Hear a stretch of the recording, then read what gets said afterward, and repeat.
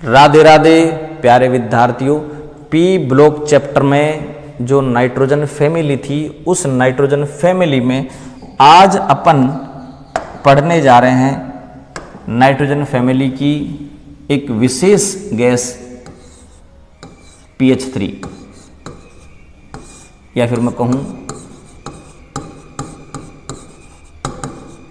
Phosphine. तो आज अपन पढ़ेंगे फॉस्फीन या PH3। अब इस PH3 फॉस्फीन में अपन क्या क्या पढ़ते हैं इसकी बात करें अपन। देखिए यहां पहले पढ़ेंगे अपन इसका प्रिपरेशन मेथड, फिर पढ़ेंगे अपन इसकी क्या फिजिकल प्रॉपर्टीज, फिर पढ़ेंगे अपन इसकी क्या केमिकल प्रॉपर्टीज, फिर पढ़ेंगे इसके यूज और फिर पढ़ेंगे स्ट्रक्चर। तो ये जो फॉस्फीन है इसकी प्रिपरेशन मेथड में दोनों, एक तो लैब मेथड और एक नॉर्मल बनाने की जो विधियां हैं वो, ठीक है। तो एक तो प्रिपरेशन मेथड हो गया, एक फिजिकल प्रॉपर्टीज हो जाएंगी, केमिकल प्रॉपर्टीज हो जाएंगी, यूज हो जाएगी, स्ट्रक्चर हो जाएगा, ठीक है। इन चीजों को अपन पढ़ेंगे। तो सबसे पहले अपन स्टार्ट करते हैं क्या प्रिपरेशन मेथड भाई, ठीक है। की विधियों की आप बात करें तो फर्स्ट जो प्रिपरेशन मेथड है वो है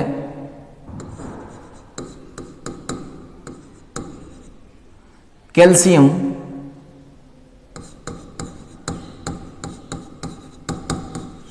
फोस्फाइड से। कैल्शियम फोस्फाइड से, तो कैल्शियम फोस्फाइड से कैसे बनाएंगे? देखो कैल्शियम फोस्फाइड होता है Ca3P2। इसकी रिएक्शन आप पानी के साथ करवा दें या Ca3P2 की रिएक्शन आप HCl के साथ करवा दें, क्या बन जाएगा? PH3 प्लस ये कैल्शियम OH के साथ CaOH का होल ट्वाइस, ये कैल्शियम Cl के साथ CaCl2 बनाता है।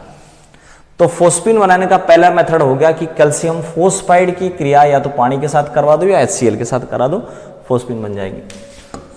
दूसरा आप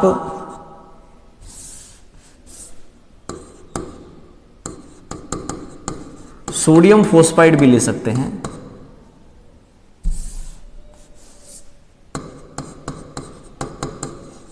सोडियम फोस्फाइड भी ले सकते हैं आप। सोडियम फोस्फाइड होता है, देखो सोडियम होता है Na+1, फोस्फाइड होता है P-3। अदला बदली कर दो भाई, Na3P, इसकी रिएक्शन पानी के साथ करवा दो, सोडियम OH के साथ NaOH बनाएगा, फास्फोरस PH3 बनाएगा। तो पहली रिएक्शन हो गई कैल्शियम फोस्फाइड के साथ, कैल्शियम फोस्फाइड को पानी HCl के साथ क्रिया करा दो। दूसरी सोडियम फोस्फाइड की क्रिया पानी से करा दो। तीसरा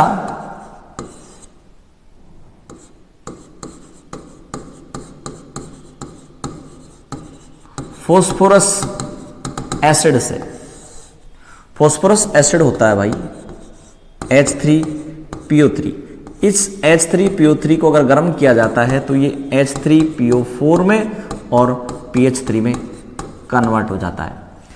यहां पर आप P की OS निकालें, मैं H3PO3 में P की OS निकालूंगा तो इसको X मानूंगा। एक हाइड्रोजन पर एक होता है, 3 पर 3 हो जाएगा। एक ऑक्सीजन पर -2 चार्ज होता है, 3 पर -6 हो जाएगा। और इसको बराबर कर देंगे 0 के। तो प्लस का 3 माइनस का 6, -3 बराबर 0 और x बराबर +3। तो यहां फास्फोरस की OS आ जाएगी +3, यहां 8 में से 3 निकालो, यहां आ जाएगी +5, यहां आ जाएगी -3, ठीक है भाई।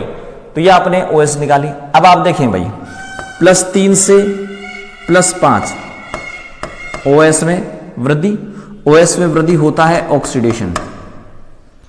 +3 से -3 OS में कमी, और OS में कमी का मतलब होता है रिडक्शन।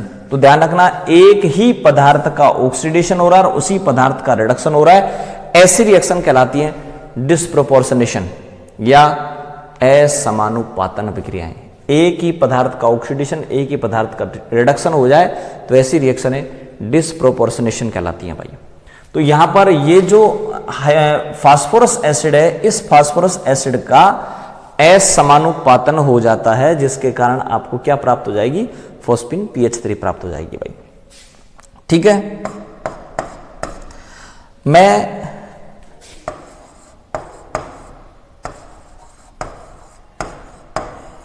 ये एक वैज्ञानिक था गैंगेम्ब्रे, इसी गैंगेम्ब्रे ने इस pH3 की खोज की थी। तो pH3 की खोज करने वाला वैज्ञानिक कौन सा था, गैंगेम्ब्रे। तो pH3 बनाने का पहला मेथड तो कौन सा हो गया, कैल्शियम फोस्फाइड को पानी में पटक दो। दूसरा है कि सोडियम फोस्फाइड को पानी में पटक दो। और तीसरा है फास्फोरस एसिड को गर्म कर दो, फास्फोरिक और pH3 बन जाएगा, फास्फोरिक एसिड और pH3 बन जाएगा। अब अगर अपन मान लो यहां बात करें इसके लैब मेथड की कि साहब ये लैब में कैसे बनाया जाता है, तो लैब में बनाने के लिए क्या किया जाता है भाई, इस प्रकार से एक उपकरण सेट करते हैं।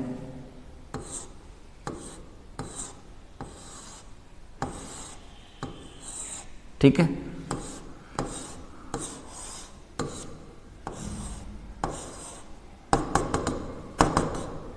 ये लो भाई, और सही ढंग से उपकरण आगे अपन दिखाएंगे। इसमें यहां से इसमें ऑयल गैस है, कोल गैस है, ये प्रवाहित की जाती है। इसके अंदर NaOH का सॉल्यूशन होता है प्लस P4 होता है, और यहां पर आपको इस प्रकार से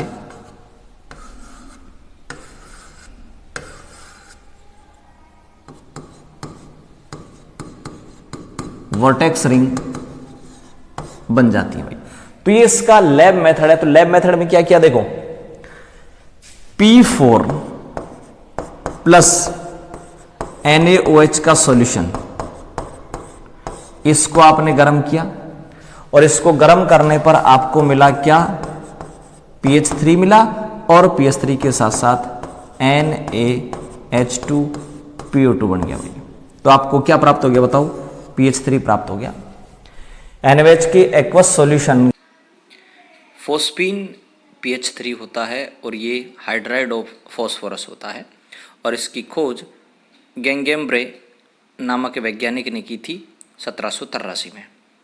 फोस्फेट जो होता है सोइल में, उसका अगर बैक्टीरियल रिडक्शन कर दिया जाए तो pH3 बनता है। और इस pH3 के बनाने के अन्य जो मेथड हैं उनकी बात करें, अगर मान लीजिए आप दो धात्विक फोस्फाइड का जल अपघटन करें, हाइड्रोलाइसिस करें, या HCl और H2SO4 डालें तो फोस्फीन बन जाती है। मेटेलिक फोस्फाइड में या तो पानी डाल दो या HCl डाल दो। मेटेलिक फोस्फाइड जैसे कैल्शियम फोस्फाइड, सोडियम फोस्फाइड, एल्यूमिनियम फोस्फाइड, इनमें पानी डाल दो या HCl डाल दो, इनका हाइड्रोलाइसिस हो जाता है और pH3 बन जाता है भाई। ये हो गया pH3 बनाने की विधियां। धात्विक फोस्फाइडों का जल अपघटन करवा दो। अगर मान लीजिए अपन इसके लेबोरेटरी मेथड की बात करें तो व्हाइट फास्फोरस P4 और NaOH का एक्वस सॉल्यूशन को अगर गर्म कर दिया जाए तो सोडियम हाइपोफॉस्फेट और pH3 बनता फोस्फीन। इसका जो उपकरण है वो ये दिखाया जा रहा है कि एक RV फ्लास्क है, राउंड बॉटम फ्लास्क है।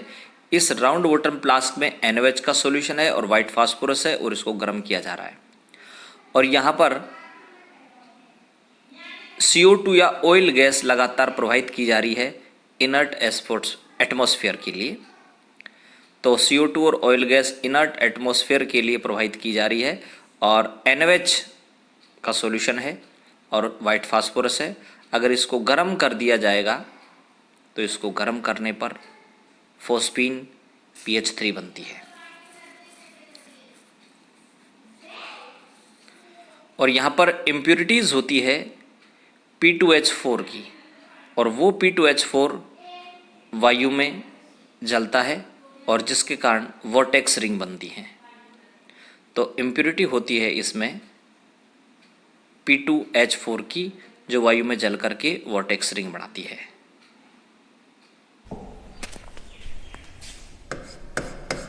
इसकी फिजिकल प्रॉपर्टीज की बात करें, भौतिक गुणों की बात करें, तो ये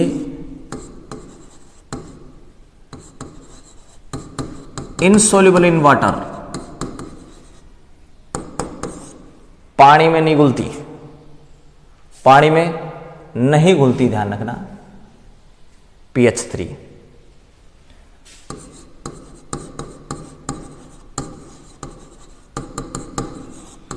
वेपर डेंसिटी इसकी 17 होती है।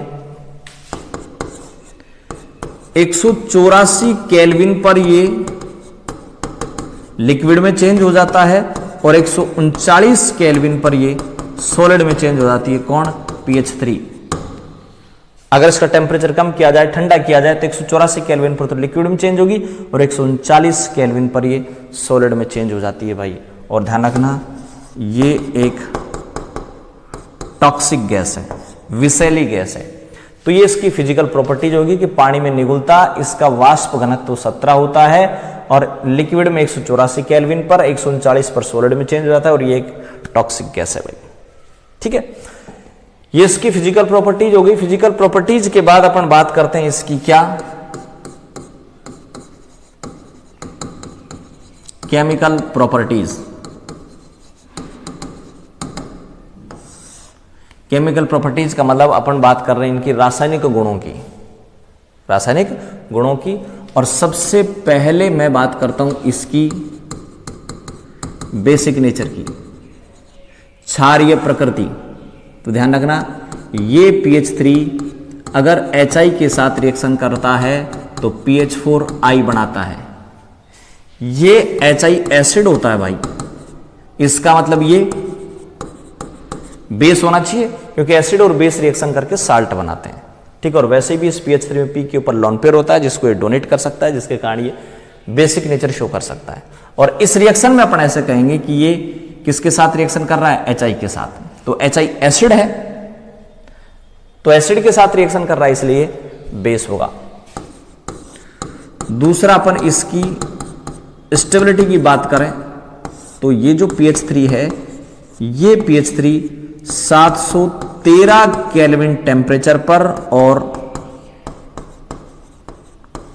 एब्सेंस ऑफ एयर, वायु की अनुपस्थिति में 713 केल्विन टेम्परेचर पर ये P4 बनाता है भाई। किसमें चेंज हो जाता है? ये P4 में चेंज हो जाता है। ये इसकी स्टेबिलिटी हो गई। तीसरी रिएक्शन अगर मैं बात करूं इसकी, reaction with metallic salt. Metallic salt होता है धात्विक लवणों के साथ। और यहां धात्विक लवण कौन कौन सा ले लूं? मान लो मैं ले लूं कॉपर सल्फेट ले लिया, सपोज AgNO3 ले लिया, और इनके रिएक्शन करवा दें किसके साथ? pH3 के साथ। क्या बनेगा देखिए, ये कॉपर और ये फास्फोरस तो बना देंगे भाई। इधर देखें, कॉपर +2 P-3, Ag+1 P-3। तो ये तो क्या बन जाएगा? अदला बदली करिए तो बन जाएगा क्या? Cu2 Cu3, 3 आ जाएगा ना, Cu3 P2 प्लस ये SO4 और H क्या बना देंगे? H2SO4। इसी तरीके से यहाँ Ag+1 और P पर -3 अदला बदली कर दो, क्या बन जाएगा भाई? Ag3P बन जाएगा, और ये NO3 और H रिएक्शन करके क्या बनाएंगे? HNO3 बनाएंगे भाई। ठीक है, ये हो गया reaction with metallic salt.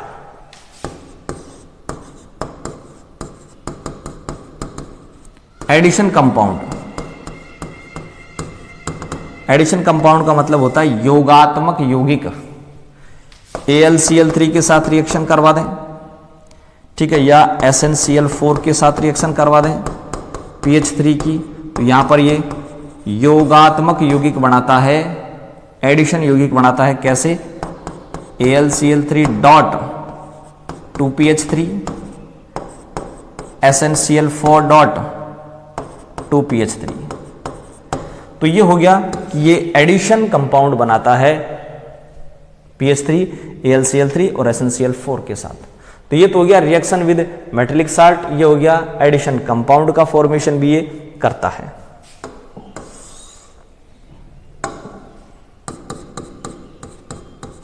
Cl2 के साथ अगर इसकी रिएक्शन देखें तो ये PH3 Cl2 के साथ PCl3 भी बना लेता है और PCl5 भी बना लेता है भाई।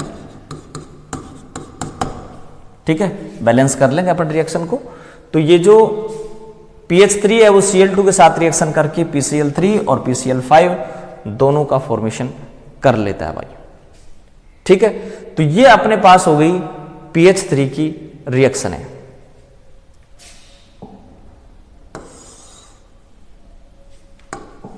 अब अपन बात करते हैं इसके उपयोग या यूज की।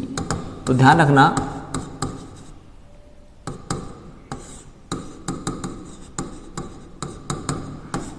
होम सिग्नल क्या होते हैं?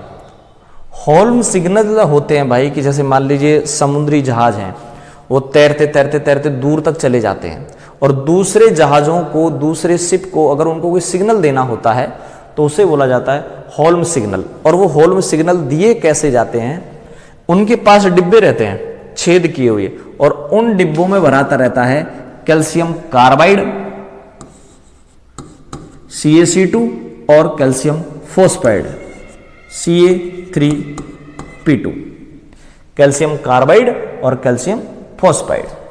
ठीक है, अब अगर मान लीजिए इनको वो पानी में पटकते हैं, इन डिब्बों को वो पानी में पटकते हैं, कैल्शियम कार्बाइड और कैल्शियम फोस्फाइड के डिब्बों को पानी पटकता है जिनमें छेद होते हैं, पानी घुस जाएगा, पानी के साथ रिएक्शन कर लेंगे।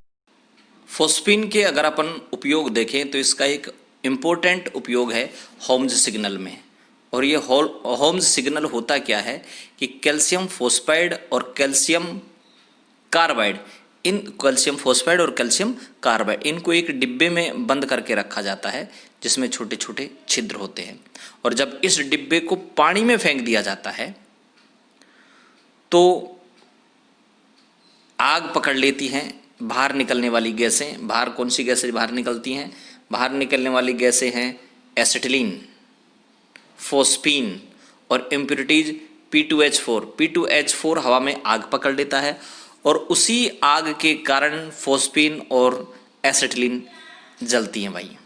और इसी एसिटिलीन के जलने से आग लग जाती है और उस आग के कारण दूसरी जो जहाजें हैं उन जहाज़ों को सिग्नल मिल जाता है भाई। तो कैल्शियम फोस्फाइड और कैल्शियम कार्बाइड के डिब्बों को अगर पानी में फेंक दिया जाए तो आग लग जाती है। ये होम्स सिग्नल होते हैं भाई। स्ट्रक्चर की बात करूं, संरचना की बात करूं तो देखिए फास्फोरस का कॉन्फ़िगरेशन होता है S2P3। ठीक है, ये 3S है और ये 3P है। अब अगर मैं PH3 की बात करूं तो फास्फोरस के साथ 3H मेरे को जोड़ने हैं, 3H में जोड़ दूंगा। ये लो 1 2 और 3, क्या बन गया भाई? इसका हाइब्रिडाइजेशन या संकरण तो हो गया sp3, एक लोन पेयर है, 3 बॉन्ड पेयर है। ये फास्फोरस 1 लोन पेयर और 3 ये बॉन्ड पेयर।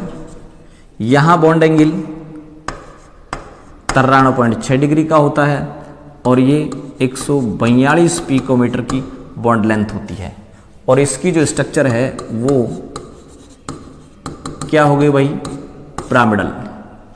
तो पिरामिडल स्ट्रक्चर होती है फोस्फीन की जिसमें बॉन्ड एंगल 93.6 का होता है। ये इसको धक्का देगा, ये इसको धक्का देगा, जिसके कारण बॉन्ड एंगल sp3 हाइब्रिडाइजेशन है 109 डिग्री 28 मिनट का नहीं होकर के 93.6 डिग्री का हो जाता है।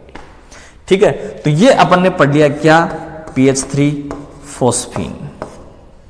ठीक है, कल अपन एक नए टॉपिक के साथ फिर मिलेंगे, तब तक के लिए नमस्कार।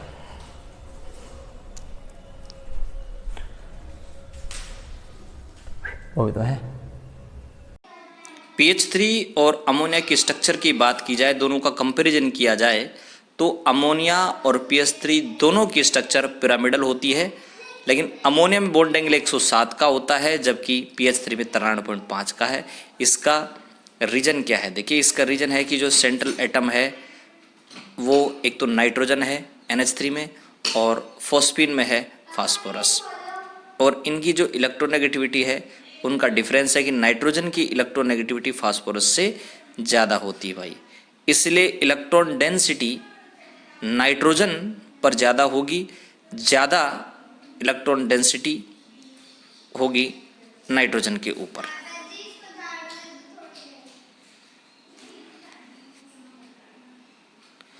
तो नाइट्रोजन की EN ज़्यादा होने के कारण नाइट्रोजन बंध के इलेक्ट्रॉनों को अपनी तरफ बहुत ज़्यादा खींच लेगा, इलेक्ट्रॉन पास पास आ जाएंगे, रिपल्सन ज़्यादा होगा, बॉन्ड पेयर रिपल्सन ज़्यादा होगा और बॉन्ड एंगल ज़्यादा होगा।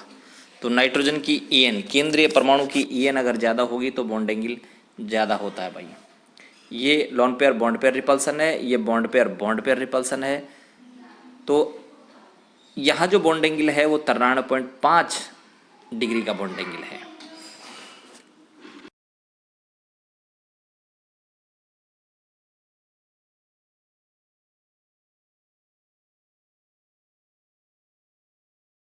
pH3 में बॉन्ड एंगल 93.5 का होता है, जबकि pH4 पॉजिटिव में बॉन्ड एंगल 109 डिग्री 28 मिनट का होता है। इसका रीजन ये है कि pH3 में लोन पेयर होता है, lone pair bond pair repulsion ज़्यादा होगा, जबकि pH4 पॉजिटिव में टेट्रावैलेंट है ये स्ट्रक्चर इसकी, जबकि वो ट्राईवैलेंट है, वो ट्राईवैलेंट ये टेट्रावैलेंट है। इसलिए यहाँ पर लोन पेयर नहीं है pH4 पॉजिटिव में, जबकि pH3 में एक लोन पेयर है, 3 बॉन्ड पेयर है, जबकि pH4 पॉजिटिव में लोन पेयर 0 है, बॉन्ड पेयर 4 है। तो lone pair bond pair repulsion pH3 में है, lone pair bond pair repulsion दिखाया जा रहा है, देखो लोन पेयर बॉन्ड पेयर, जबकि यहाँ पर ओनली बॉन्ड पेयर रिपल्सन है।